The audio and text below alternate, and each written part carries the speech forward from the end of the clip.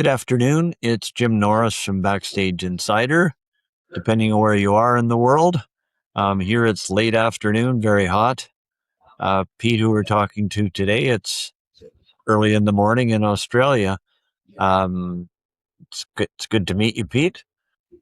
You too, Jim. Yeah. I've still got my morning face on, so hopefully I'm not looking too tired. Yeah, it's great. So I just wanted to go into your background, and it's kind of interesting because in looking at your bio and that, it's a little different because a lot of people that I interview start playing music at a very young age, Hmm. but it seems like you started a little later, but in your early years, you were more into sports than anything else, from what I could see.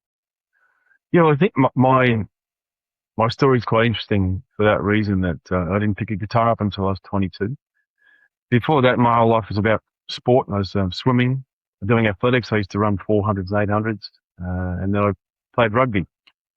Uh, and for me, I was also studying natural medicine. So for me, I was always heading into this uh, sports area. You know, when I would finish my um, competitive sports, I was, I wanted to work with sportsmen and women.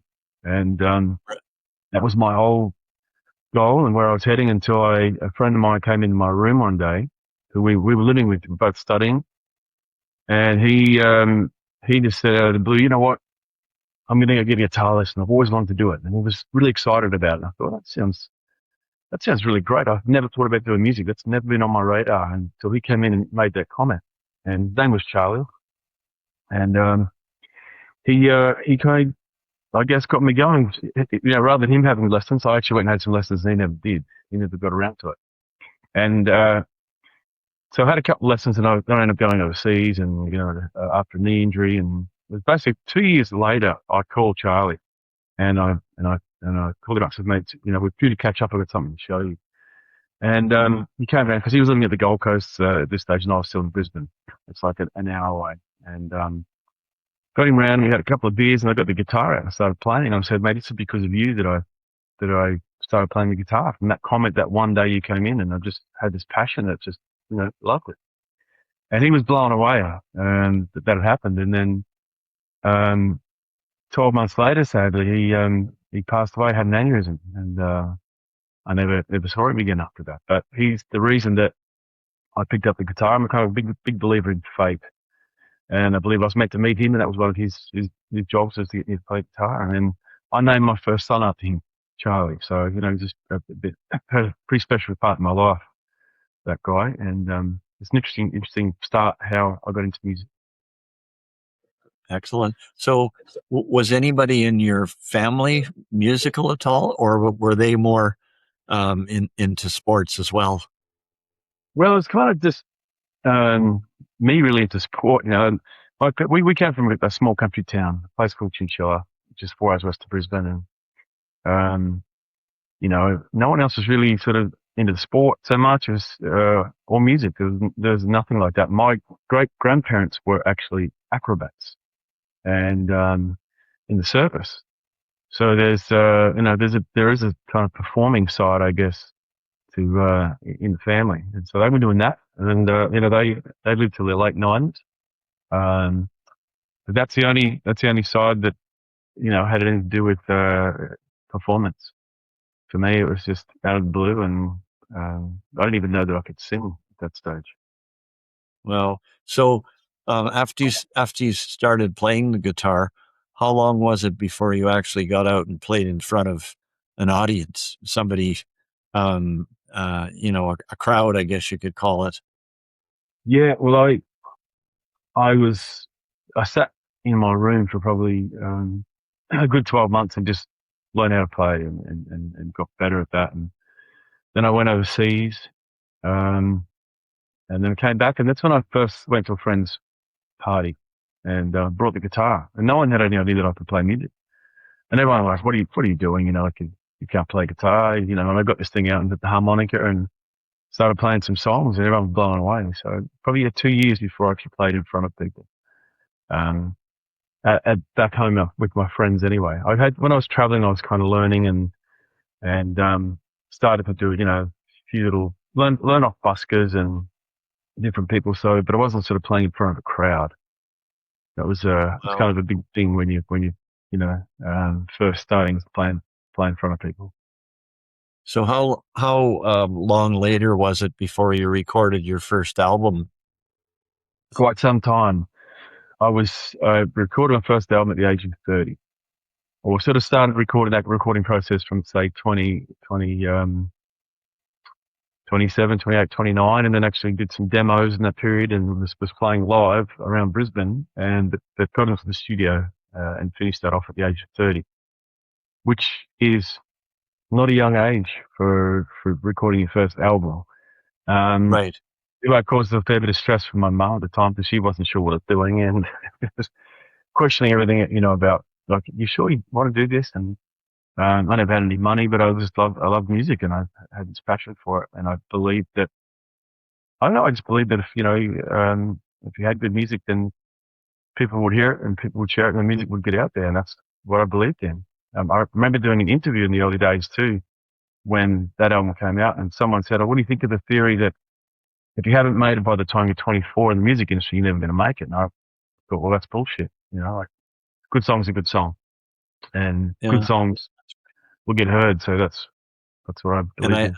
I noticed some of the videos of you performing. You're performing in front of pretty big audiences, some pretty big concerts, and obviously, in your career so far, you've had a lot of success in Australia, both selling a lot of records, awards, and attracting huge audiences.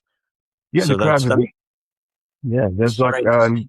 I guess here you've got grandparents, parents, and kids now that are coming to the shows. Problem I guess for me was being signed to a major label for 20 years and having support in Australia but nothing overseas. So Right. last time I played in Canada was with Paul Langlois from the Tragical Hip, and he took me on a tour in 2014.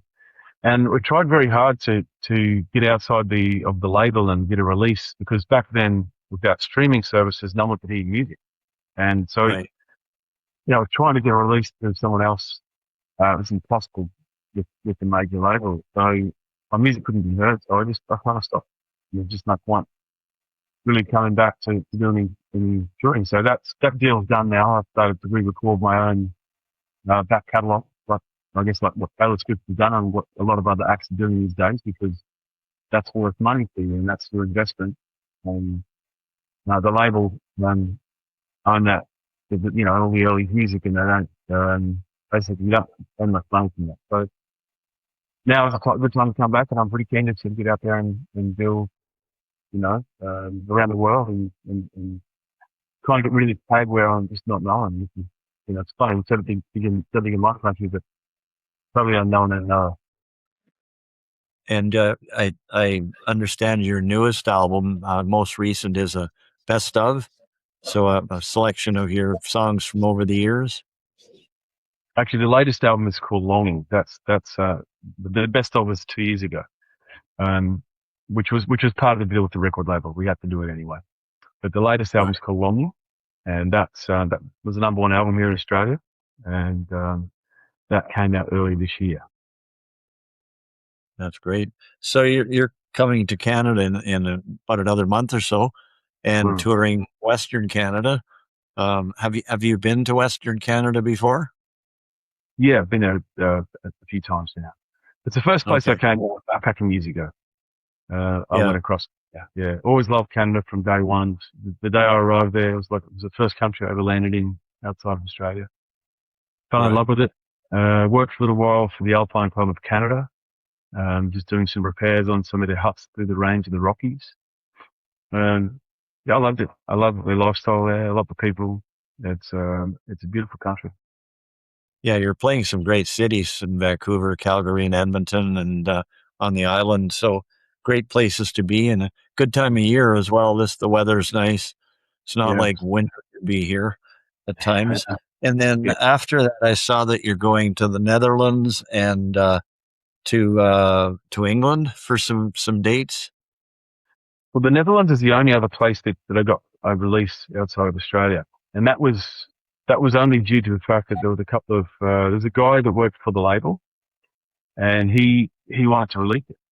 So he approached the label and said, "We should be releasing the Big Nine guy, which is nothing in Australia." And the label pretty much bluntly said, "Look, we're not interested in doing that. You know, don't interested in big international acts." But they said, "Look, if you want to do it, and you can find a team that works in your own hours, and you can build it up." So to his credit, he found a team of a couple of guys on the label that wanted to do it and had passion for it and loved music. So they worked with, had a little radio team and a publicity team, and they put it together, and I became, a well-known artist in Ireland to go back there and tour. That was just through the help of those guys that were, believed in it and wanted to get out there. Excellent. So, with your busy life and busy schedule, how do you manage to balance all of that with your family life? It's a question I ask a lot of artists: is how to balance all the traveling and the recording and the concerts and still keep your family happy. Yeah, well, look, I've got four children now. So the two oldest boys are Right. 20, 19, and two younger girls are 8 and 5. So look at that as a challenge, but we just make sure that when I'm home, I'm home. I don't go out and do anything else. I just hang with the family. We make sure that we have that special time at home with ourselves. And work's work. When I've got to do it, I've got to go, and we try to keep in touch, call it, and do FaceTime every day, and talk to the girls. And my eldest son Charlie, now he's doing music, so he's actually going to be coming on the next couple of tours of mine that I'm doing in Australia. So he's just about to release some music soon. So that's going to be a nice thing for me, having my son come on the road and do some shows as well. Oh, that's great. And if you could give advice to somebody just starting, if you could kind of look back at yourself many years ago, what's the main thing you'd tell a new artist, somebody in Australia now that's just starting out and they haven't made a record yet and haven't played much? What main piece of advice would you give them? Try to own your own music. Try to record it yourself if you can, and own that, and Right. license that music so that you own it, you don't lose it. I guess back in the day, the old record labels were very different. The deals were very different, and the record labels had a lot of power, so you didn't have many options to try and break wherever you were, whatever country you're in. But I think owning your own music so that for the rest of your life you'll have an income, and you own it. You get to choose who you want to release that through, and that's the biggest thing. And having a good understanding of how the business works, because the business can consume artists, and artists aren't aware of it. And there's a lot of sharks out there. The industry has people that know how the business works, and they come in and take advantage of young artists, and they don't understand how much they're paying for things.